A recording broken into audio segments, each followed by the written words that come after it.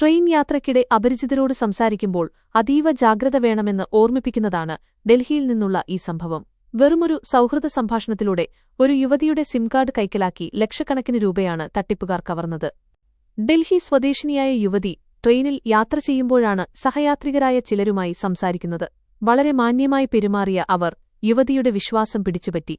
സംഭാഷണത്തിനിടെ തന്ത്രപരമായി അവർ യുവതിയുടെ ഫോൺ നമ്പറും മറ്റ് വ്യക്തിഗത വിവരങ്ങളും ചോദിച്ചറിഞ്ഞു. തങ്ങളുടെ ഫോണിൽ റേഞ്ചില്ലെന്നും ഒരു അർജന്റ് കോൾ ചെയ്യാനുണ്ടെന്നും പറഞ്ഞ് അവർ യുവതിയുടെ ഫോൺ വാങ്ങുകയും ചെയ്തു. യുവതി അറിയാതെ ഫോണിൽ നിന്ന് സിം പോർട്ടിംഗ് ആവശ്യമായ മെസ്സേജ് അയച്ചാണ് തട്ടിപ്പുകാർ കളി തുടങ്ങിയത്. യാത്ര കഴിഞ്ഞ് വീട്ടിലെത്തിയ യുവതിയുടെ ഫോണിലെ സിഗ്നൽ പെട്ടെന്ന് നഷ്ടമായി. റേഞ്ച് പ്രശ്നമായിരിക്കുമെന്ന് കരുതി അവർ ആദ്യം ഇത് അവഗണിച്ചു. എന്നാൽ പിറ്റേന്ന് ബാങ്കിലെത്തിയപ്പോഴാണ് തന്റെ അക്കൗണ്ടിൽ നിന്ന് ലക്ഷക്കണക്കിന് രൂപ നഷ്ടമായ വിവരം അവർ അറിയുന്നത്. അപരിചിതർക്ക് ഫോൺ നൽകിയ നിമിഷം അവർ അയച്ച മെസ്സേജാണ് തന്റെ ജീവിതം മാറ്റിമറിച്ചതെന്ന് യുവതി വൈകിയാണ് തിരിച്ചറിഞ്ഞത്.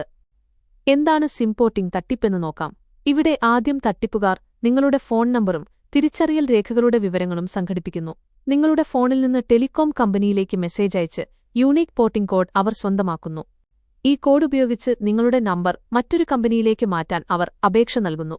നിങ്ങളുടെ സിം കാർഡ് പ്രവർത്തനരഹിതമാകുന്നതോടെ തട്ടിപ്പുകാരുടെ കയ്യിലുള്ള പുതിയ സിം കാർഡിലേക്ക് നിങ്ങളുടെ ബാങ്ക് ഒടിപികളും മെസ്സേജുകളും വരാൻ തുടങ്ങുന്നു.